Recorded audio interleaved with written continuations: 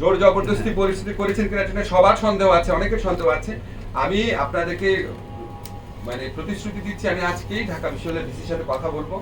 উনি ওই সংশ্লিষ্ট ছাত্রের সাথে কথা বলবেন এবং যদি এখানে ভীতিমূলকভাবে উনি মামলা প্রত্যাহার করে থাকেন, আমি ঢাকা বিশ্ববিদ্যালয় অথরিটিকে অ্যাডভাইস করবো ওনারা যেন মামলা করেন। তারপর আমাদের জাহাঙ্গীর ভাই আছে, আমাদের আদালত ব্যবস্থা আছে, আমরা সুষ্ঠুভাবে বিচার করতে বদ্ধপরিকর। যে আইন হচ্ছে অন্ধ, এটা আপনারা জানেন।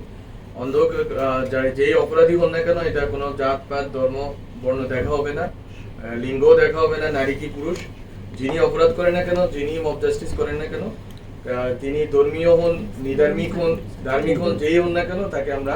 আইনের আওতায় নিয়ে আসার ক্ষেত্রে আজকে থেকে সিদ্ধান্ত নিয়েছি এবং আজকের মাননীয় প্রধান উপদেষ্টার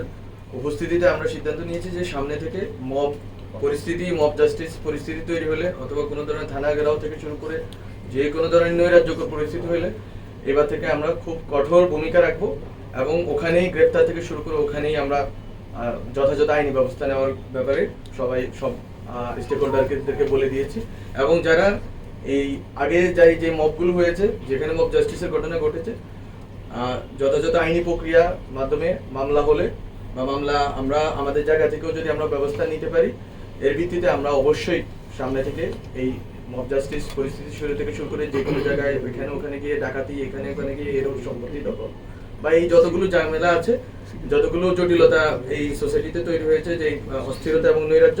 আমরা এইসব বিষয়ে এখন থেকে জিরো টলারেন্স ভূমিকায় অবতীর্ণ হব। এটা আমাদের আজকের মিটিং থেকে এটা আমরা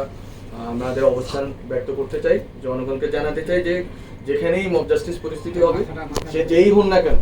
যেই ধর্মের, যেই লিঙ্গের, যেই বর্ণেরই হন না কেন, যেই জাতিরই হন না কেন, আমরা এখন থেকে কঠোর ভূমিকায় অবতীর্ণ হব। আমরা প্রত্যেকেই ডিস্টার্ব আপনাদের মতো, এবং আমরা একটা সিদ্ধান্ত নিয়েছি যে আমাদের আরো অনেক কঠোর হতে হবে, আমরা জানি আমরা জুলাই গণ অভ্যুত্থানের প্রেক্ষিতে আমরা মানবিক পুলিশের প্রত্যাশা করেছি। সম্ভবত আমাদের পুলিশ খুব মানবিকতা দেখাতে গেছে, খুব কেয়ারফুল থাকতে গেছে যেন কোনো রকম আপনার পুলিশের বিরুদ্ধে কমপ্লেন না আসে। এইটা সুযোগ অনেকে গ্রহণ করেছে, কিন্তু আজকে আমরা রিয়েলাইজ করেছি এই পরিস্থিতির কারণে, আজকে গ্র্যাজুয়ালি রিয়েলাইজ করে আজকে আমরা সিদ্ধান্তে এসেছি যে আমাদের কঠোর হওয়ার সময় এসেছে এবং এখানে যে কোনো ধরনের মব জাস্টিসকে কঠোর হস্তে দমন করা হবে।